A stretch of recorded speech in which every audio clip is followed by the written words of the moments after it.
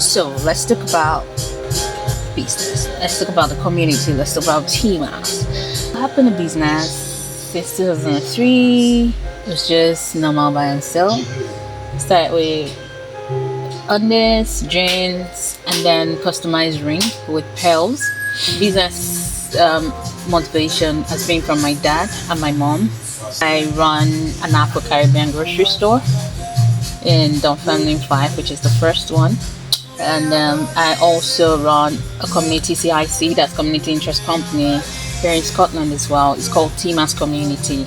And what we do basically here is we consult, we help people review their CVs, job applications. We've also partnered with NHS 5 and Lothian to organize information sessions to the community members.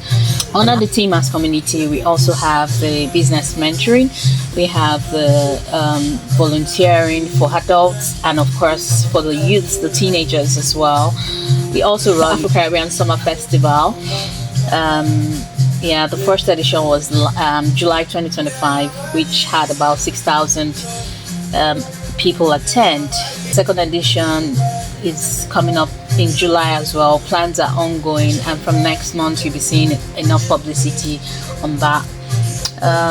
What else do we do on the TMAS community? We have the food bank, which is in collaboration with AYT Foods, the parent company, and we have served 16 beneficiaries, and we're looking to expand that because there are a lot of people that actually need it, the service. So it's not just food. We do we give out clothing, household things, and as well, because we have people donate to this thing. I'm very passionate about this thing because it just comes naturally. I always want to help. I always want to leave an impact in people's lives. So even if people come to me or approach me for an issue and I don't have any kind of incline about it, I'll do my research and then probably signpost them to the appropriate people or organizations that will be in the best position to help them. So that's what I do basically. And I know that people ask me if I've got another job aside from the AYT Foods and of course the community service. No, I don't have any full-time job or any part-time job. My last 9-to-5 job was in 2023 before I opened AYT Foods. So I don't have any other job. This is just what I do. And what other questions have they asked? How do I juggle family, work? I think just work-life balance generally. I juggle everything, and you always see the smile on my face. I get burnt out, but I won't show it.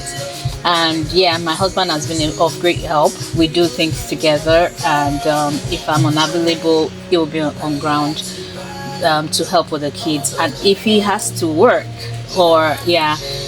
we have family around. My sisters are around, so we could easily just drop off the kids there and they take care of them for us. So we've got a lot of support in that aspect. And I love partying. It's part of me. Life is good. You just need to enjoy it, create time for yourself. And one of the things I want to work on is to prioritize my health. I do all of this work and I would rarely eat or drink or even take my supplements, which is like just running on empty, which is not so good. One is getting older, so we need to prioritize. What other question have people been asking me? What gave me the courage to take that risk to starting a business within 2 years of moving to Scotland? I go for anything my mind wants, and God has been so good. God has always directed my step in every way. It doesn't usually come easy. Sometimes it's always very difficult doing some things, but it makes a way where there seems to be no way. So I took that risk because I'm a go-getter. I try to ensure that I do things, not just for the money. It's actually how I'm able to impact people in a way. So it's not about profit driven, it's more of people driven in a way. So I take risk. my risk threshold is over the roof. So do what works for you. Some people ask me how I got funding or how they can get funding to start what they want. I think the first thing is knowing what you want. So if you get money today and you just want to start a business because you have the money, the business will not work.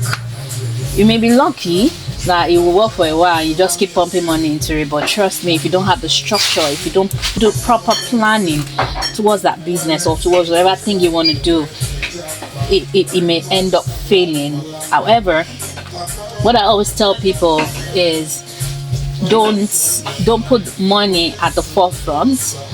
Always prepare ahead for the opportunity, right? So when you prepare ahead, when the money comes, you know that yes, this is where you're directing that money into.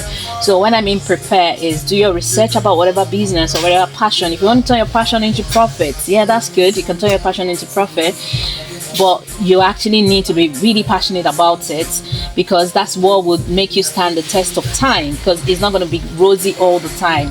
What if you don't have sales in months? How do you sustain yourself? How do you keep up? So if you don't have a proper structure put in place, you just be frustrated out of that business. So yeah, just ensure that you prepare yourself ahead. Do your research about the business you want to venture into. Do your market research. I know some people will say, oh, business plan is old school. No, it helps, because these are things that would keep you in check. You can always go back to it just to see, okay, where are you heading, and all of that.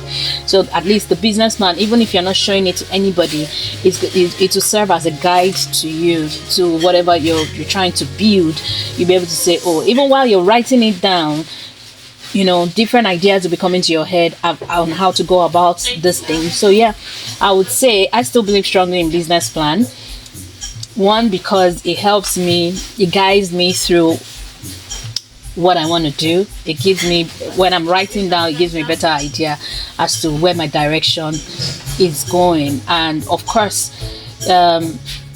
when you want to apply for funding, most funders will want you to present a business plan, so that helps you as well. And this is part of what I say when I say prepare ahead of opportunities. So if an investor comes to you and says, okay, what do you want to do? Tell me about your business. What's your financial projection? And then you're lost. But the business plan, because you already have a business plan, you already have what you're projecting for 1 year. I always say do your projection yearly, not 5 years, or at least that will give you an idea or a rough estimate of what you're going to expend, financially. So you'll be more confident when you're talking to anybody. It could be a fund that you never know the room that you would get into. But when you're doing this thing yourself, you already know. If anybody wakes you up in the middle of the night and I ask you a question about it, you're ready to, immediately talk about it. So yeah, if you've got any question to ask me, I would address it. I think I'll be doing more series like this, just to answer a variety of questions. I hope that you're able to learn one or two from what I've shared with you. Please send me your question. I would try my best to respond to each of those questions. So, all right, until next time, my name remains Temitope Margaret Ajayi Salami. Take care. Peace out.